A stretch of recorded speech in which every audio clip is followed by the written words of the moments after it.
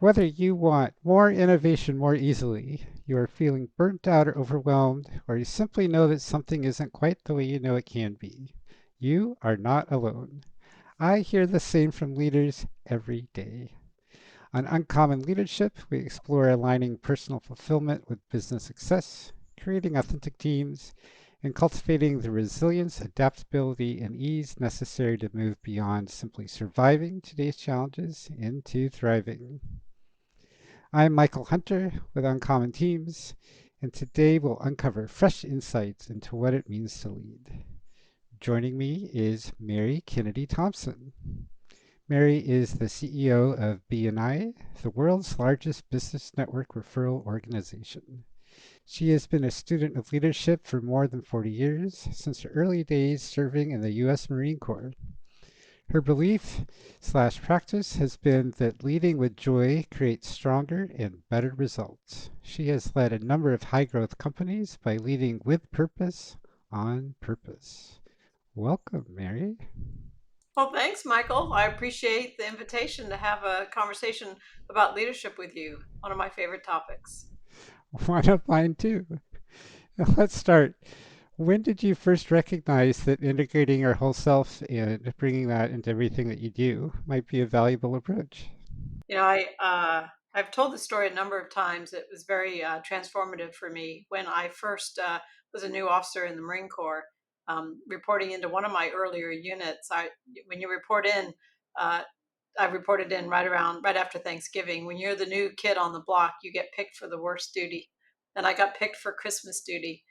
And I always tell everybody I went from being a rough and tough lieutenant to a 10-year-old little girl in about 5 seconds flat. Because I remember thinking in my head, "Oh my goodness, I'm not going to be home for Christmas.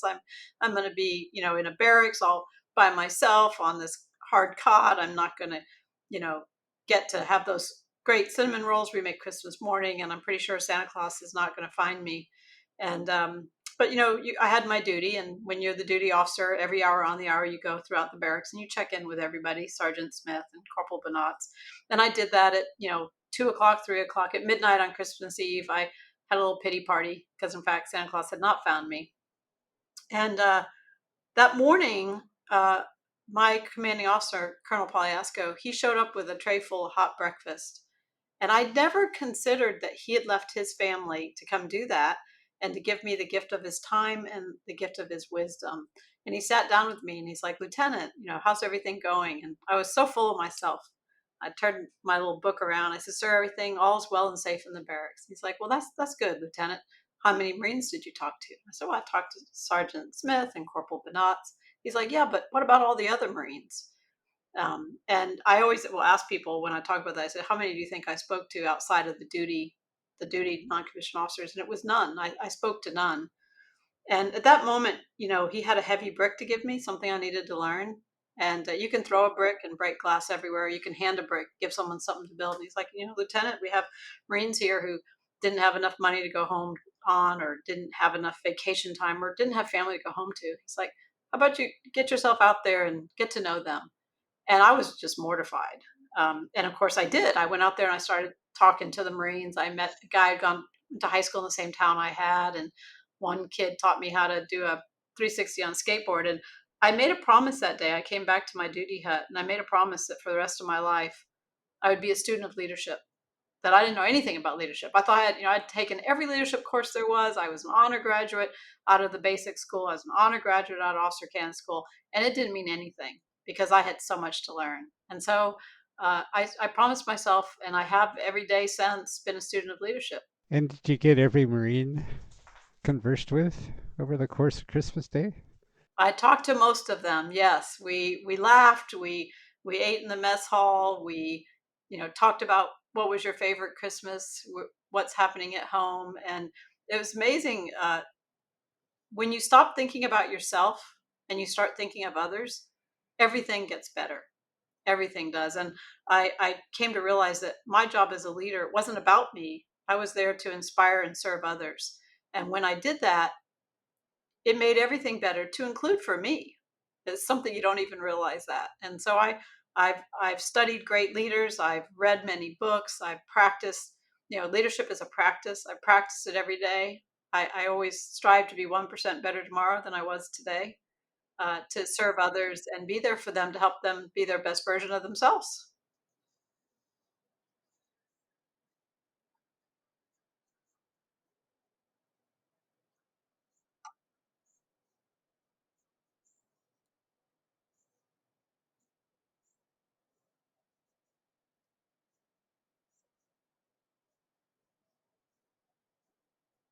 Well, first of all, I've learned you never ask someone like, "How's this project going?" or "How are you doing?" Because they always give you the F answer, which is fine. It's fine. I'm fine. I'm fine, Lieutenant. You have to ask very specific questions, like, tell me about your last Christmas, or tell me about what you most enjoy doing with your family at Christmas, or how was the meal in the chow hall? What part did you like the best, and what do you wish that wasn't there?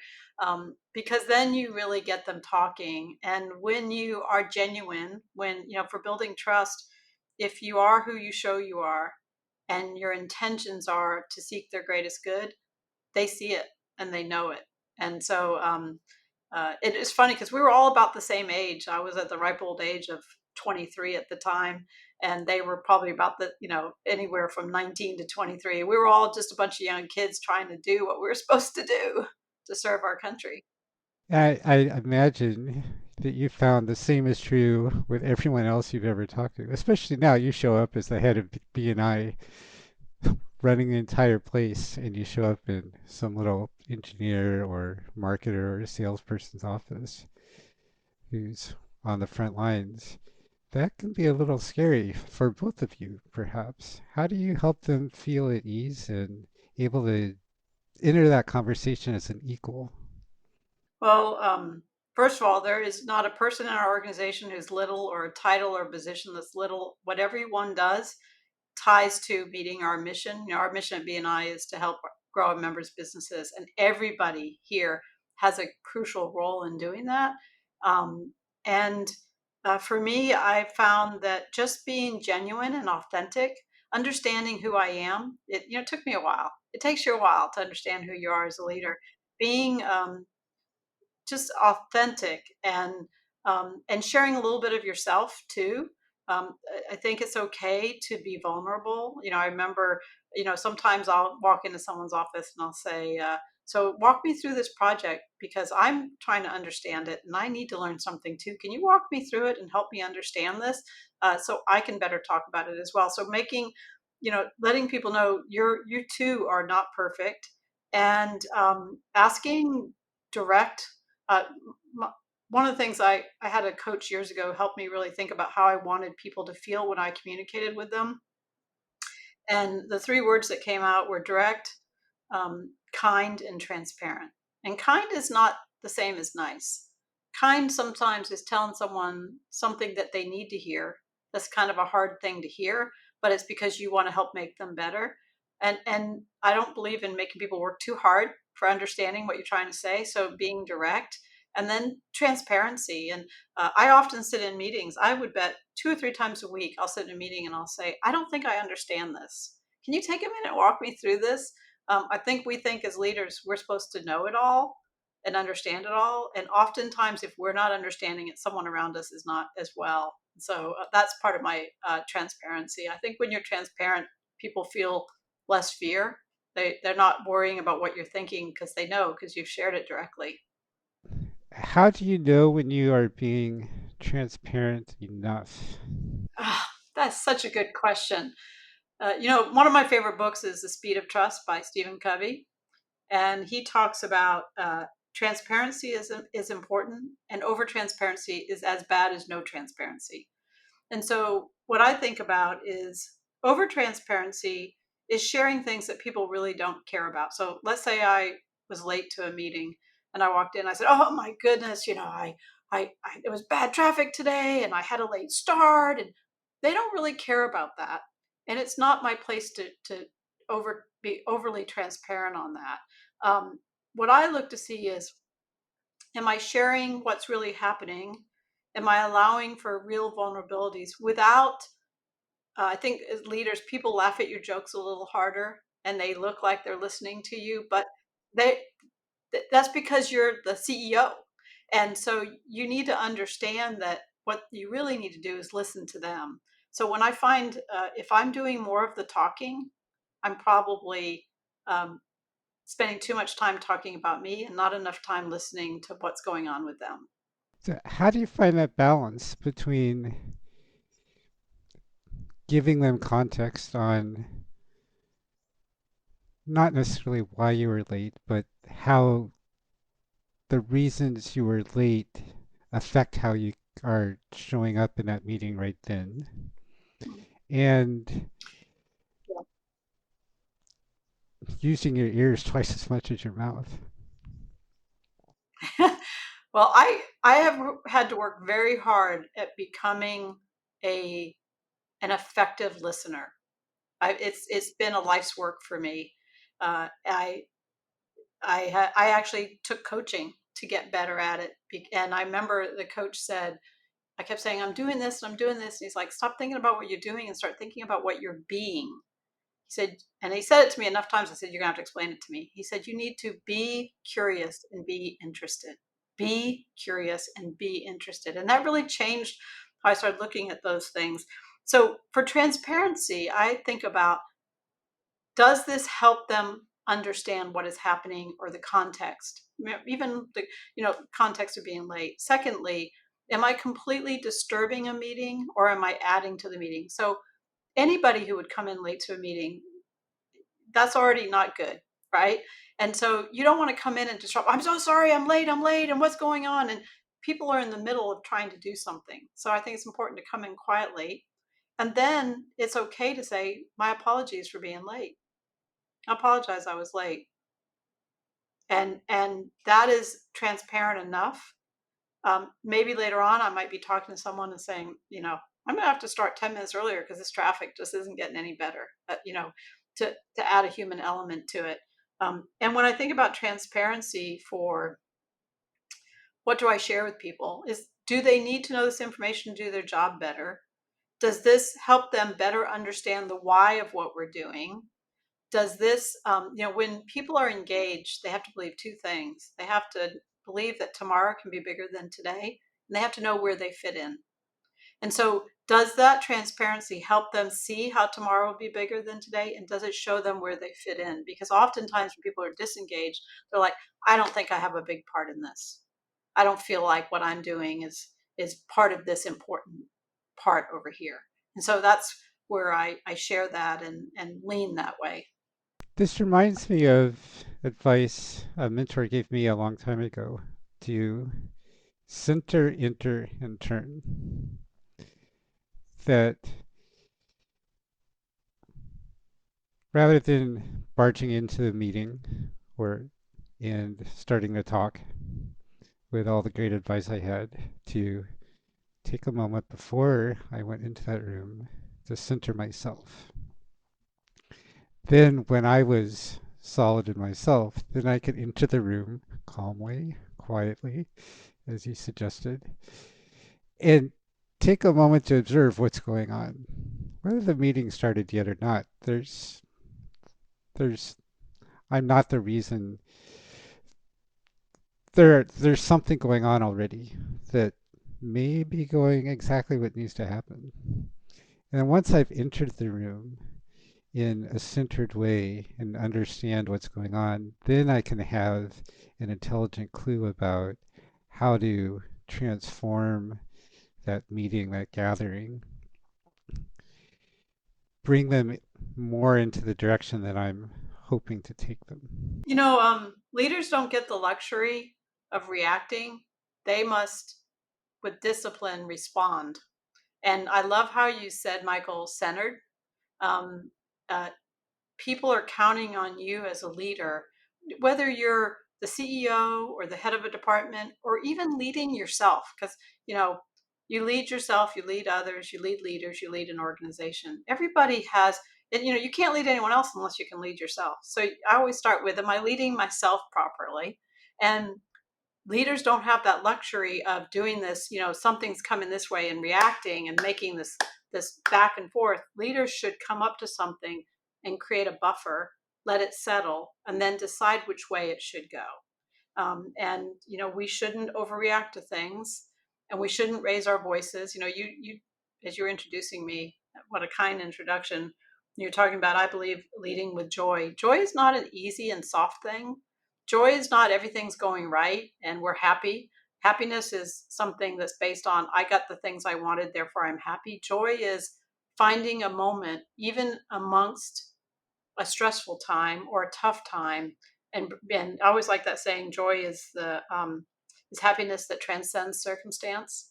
That you look at that moment and bring, it might be just, hey, let's have a cup of coffee, let's just sit and talk about this, because we should be providing this steady place that creates a safe place that people can grow and learn. A safe place is not always a comfortable place. It's different. I think people think safe means comfortable. It doesn't. Safe means a place where you can speak up and you can share your thoughts and ideas, and those are encouraged, and you're you you're becoming a better version of yourself, because if you're too comfortable, you're not going to grow. And it's creating a place where that the person who's maybe encouraging you or pushing you to go a certain way or learn something is because you trust and know that they have your best interests at heart. Safe not equal to comfortable is something that I encounter all the time. And an image that came to mind as you were saying that is for when people who are racing yachts, they are in very uncomfortable and could be extremely unsafe conditions for days at a time. They make themselves safe by tying themselves in with safety harnesses and other practices of working together and working with the boat and working with the weather, their environment, so that they are safe and they can take the risks, they can challenge themselves and the boat and the other racers in ways that bring joy.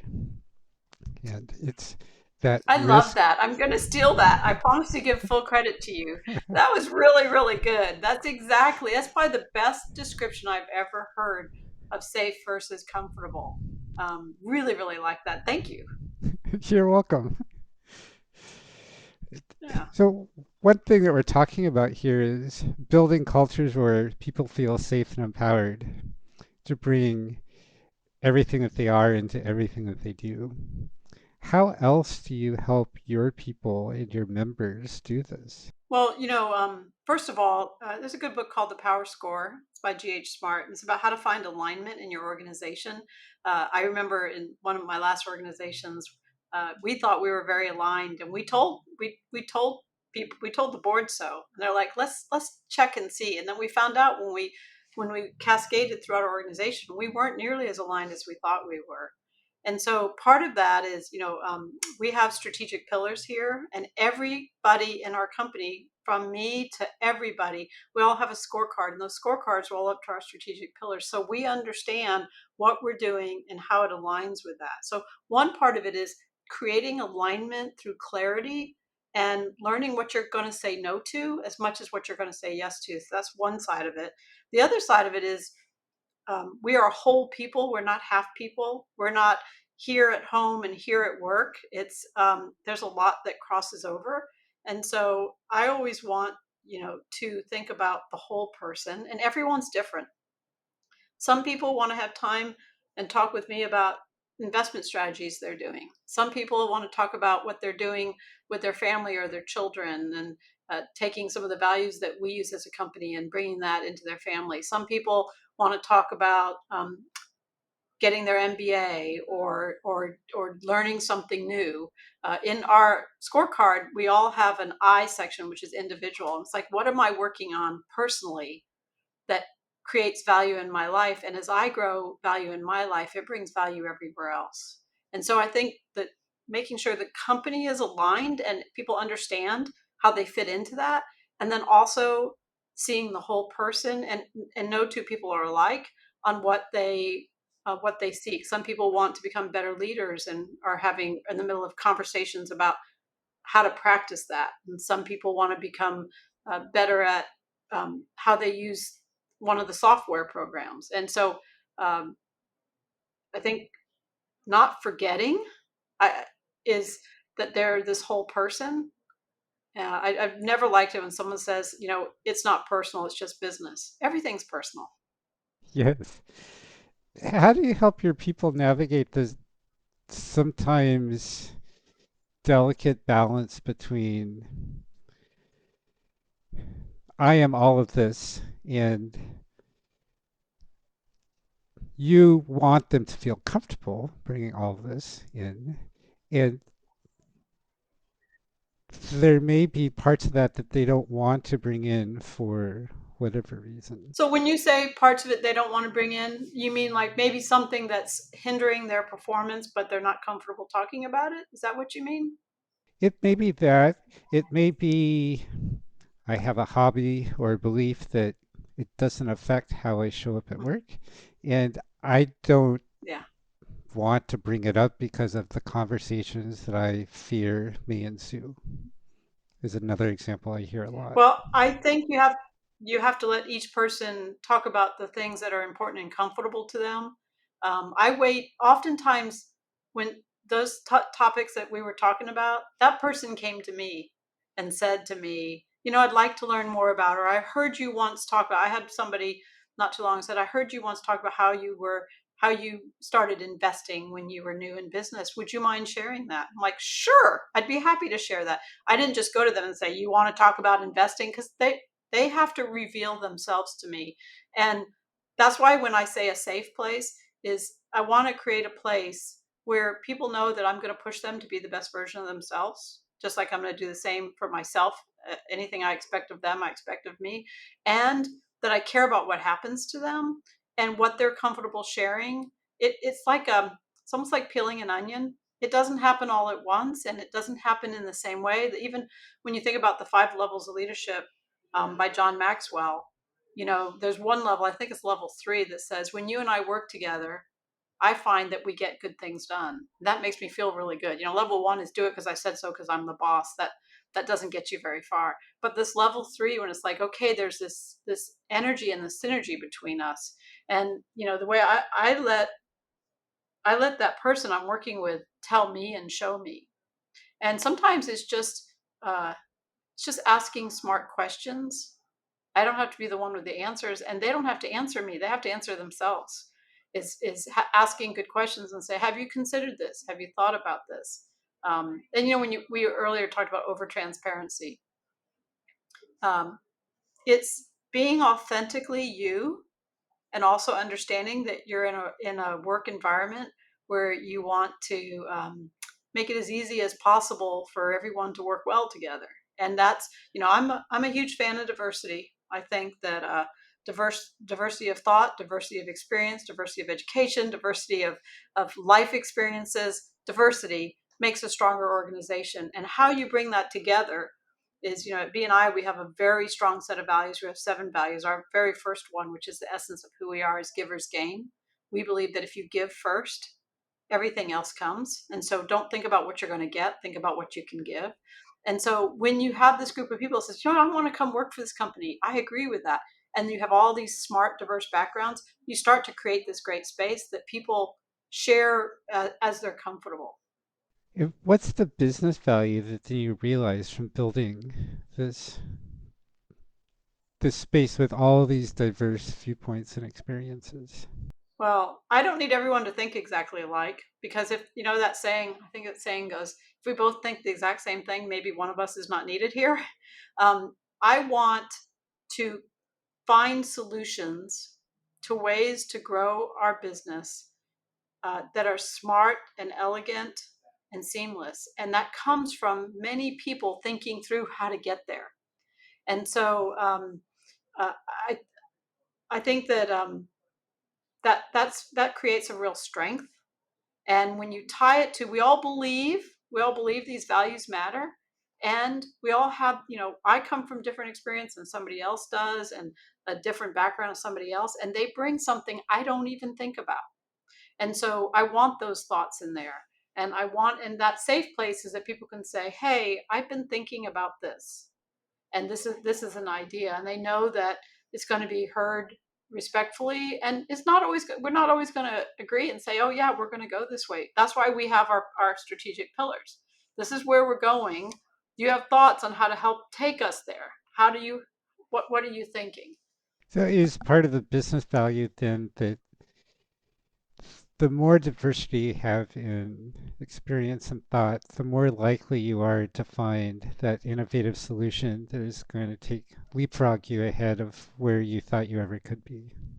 Absolutely. Many minds with diverse thoughts will get you there faster. I always like that exercise where it says you're going to the moon. What do you need to? Here's a list. You can only take 10 things from the list, which things, and everyone does it individually, and then you bring everyone together, and you always do better together as a team than you do individually.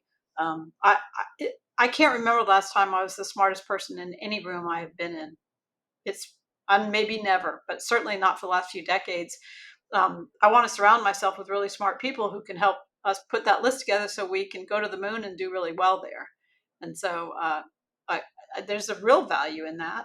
And there's a real value in that's where transparency also helps, because if you're saying this is where we're going, this now help me get there, help us get there. And we're very clear. Our vision is as clear, crystal clear as you can get. We want to change the way the world does business. And our mission is to help our members grow their businesses. And you know what? It's not the politicians that will bring the world together. It's the business people. It's Main Street who want to do business across a community, a town, a state, a nation, a globe. That's who's going to bring this world together. And we want to change the way the world does business and make it in a way that we can help grow our members' businesses doing that. May I reframe something that you just said? Certainly. So I heard you say you haven't been the smartest person in the room for maybe decades. I would reframe it as I am confident that you were the smartest person in every room in at least one aspect, or they wouldn't keep inviting you in. And one thing that you have always realized, and maybe forgotten your own piece of, is that everyone in that room is the smartest person in the room in some way. And it's when we And what they remember, bring. yes, and it's when we remember that that's true, It's a that great each way of person, looking at it. that reframes the way that we can work together. And it's not that you're genius, I'm less genius, or I know that I'm more genius than you, but you believe you are, and that causes all sorts of contention. It's you're genius in a way that I'm not, I'm genius in a way that you're not. And so when we come together, we can become super genius in many more ways. It's interesting. I'm dyslexic. I did not find out till I was in my last year of high school, and I knew I learned differently from everybody because I'd watch someone next to me pick up something faster than me, and I couldn't figure out why. Um, but I wouldn't change being dyslexic now because it made me learn to think differently, and that thinking differently helped me help organizations I've been part of. And so um, I very much appreciate that and understand that. And I like the way you put that. The reason I said I haven't been the smartest person in the room for decades is because when I was in my 20s, I was sure I was the smartest person in the room. and and because I thought I was the smartest person in the room, I was the least smart person in the room because I thought I had all the answers. When I started realizing how many great answers come from outside of me, made a big difference. Yes, and that realization and the way that you put that into practice is one of the reasons you're such an effective leader. Well, thank you for that. Uh, I've always said that leaders get the followers they deserve. I've been putting a session together that we have our global convention coming up in about 10 days in Australia. And I'm doing a session called Beyond the Spotlight, the shadow we cast as leaders. And I've been thinking a lot about as leaders, it's not just what we do, it's who we are. Because when you have a spotlight on you, you have a shadow. Everybody sees it. And so if there are things that you're not being as a leader, that you're not paying attention to, people see it, and you end up with a different set of followers. And so oftentimes when I talk to a leader who's um, you know maybe struggling with, I can't find the right people, or I can't get them to do this, oftentimes the answer is start with yourself. and think about what you're doing, because if you think about what you do as I think it was, who was it? There was a CEO of Yum Brands who said every leader casts a shadow. So be aware of the fact that people will do what you do. So, what are your behaviors? What are your priorities? What are your relations? How do you do that? And it's not your beliefs that make you a better person. It's your behavior. So, what are those things you do day in and day out? One of the stories when I used to have three bakeries, and we did a lot of business. We did a lot of business with this big computer company, and they would order like $20,000 worth of cookies, and then to give out as gifts. And they had a bunch of extra cash that they wanted to, the team as a whole just wanted to buy some for a party for them. And I remember it was like 6 in the morning, and I met them early to load up the truck and everything. I didn't know my baker was in the back of the kitchen because I was so busy working with the customer. And she goes, "Here's the cash. You don't need to ring it up. Just you don't need to report it. Here's the cash." And I said, "No, I can't do that. I need to ring it up. That's what I do." And I never thought another thing of it. And about a year later, my baker, when she left because her husband was moving, she said, I tell people all the time, don't steal from this company because Mary won't even steal from herself. And I never even thought about the fact that I was that person, that shadow was out there. And so I think we as leaders, we need to think about what our behavior is day in and out. Where do we see our priorities? If you want to know someone's priorities, look at their calendar. If you say family is important, do you make time on your calendar for family? If you say health is important, do you make time on your calendar for health? And then how do we set a tone as a leader? What do we say? How do we act? How resilient and courageous are we? And do we act with care? And being resilient and courageous, I think, are two of the most underrated leadership traits that we don't talk about, that we should. I love that story because it points out that oftentimes we think of our shadows as a unhappy side of ourselves, and that story shows your shadow as a positive, encouraging side of you. And it's not But that you it's a figure your shadow is just doing what you're doing. It's just amplifying what you're doing. And so who are you? And how are you doing? How are you acting? How do you show courage? I think showing courage is stepping into someone's office and saying, it looks like you're having a tough time. I'm seeing some things and I want to help you. That takes courage, a lot of courage to do that. shadow amplifies what you do. I think I'm going to steal that from you. Thank you. You're welcome to it. How do you help people find their way through all the change, uncertainty, and overwhelm that seems to be what life is full of these days? I don't know if it's because I'm a simple thinker or I like the elegance of simplicity. I always come back to like what's the most important thing. That's why like we have a one page for our strategic pillars for the entire company. If you can't get it down to one page, if you can't explain something at least in three sentences, you haven't distilled it down to the simplest form of what you need to at least start with. And so when everyone feels like they're going this way, it's to come back. That's why having a clear vision to change the way the world does business. I come back.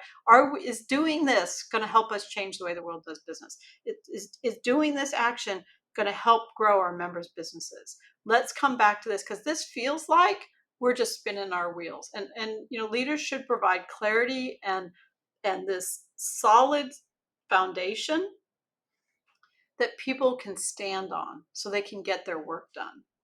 And so it's providing that solid foundation and not having what I call the flavor of the day. Or, if I have a bad morning, I don't get the luxury of bringing that bad morning into the office. I shouldn't do that. It doesn't provide a solid foundation for the people who are on the team. And it certainly, then you talk about who you are, it certainly, you end up with followers that feel very uncertain as well. For people who would like some of that certainty for themselves, whether that's through joining you at BNI or having a chat with you about leadership and maybe having you come talk with them and their company about it, what's the best way for them to get in touch? Well, thanks for asking. So first of all, if you're somebody who is a small business that's looking to grow your business and you'd like to see what BNI is about, you can go to bni.com. You can put in the zip code or depending on what country you're in, and it will show you where the nearest chapter is. And you can say, please invite me as a visitor, and we will cordially invite you. And there's no obligation. You can come and watch and see for yourself. I always tell people, you don't need to believe what I say. Go watch, go see it for yourself. For me, I'm on LinkedIn, Mary Kennedy Thompson. I do quite a bit. I do talk quite a bit about leadership and leadership, small business, and franchising are my three topics that I focus on because that's where my experience has been. And I would love to have a conversation with you about leadership because the world needs more leaders. And I always appreciate what Margaret Thatcher said. She said, being a leader is like being a lady. If you have to tell someone you're one, you're not. You don't need a title to be a leader. You need to have a heart to serve and inspire others. And I'll leave you with this last thought. Probably because one of my degrees is in English, I never found a word I didn't want to kind of learn the deeper roots of the word. And the word inspire, the Latin of the word root inspire means to breathe life into. That's what we're here to do for one another, to breathe life into one another. When we breathe life into one another, organizations thrive and grow. 100%. Thank you, Mary, for a wonderful conversation today. You asked the best questions, Michael. Thank you. They were deep. They were hard. I had to think awfully hard on this one. You're welcome. Thank you, audience, for joining us as well, as always. And Mary and I would love to know, what are you breathing life in today? Thanks, and have a great day.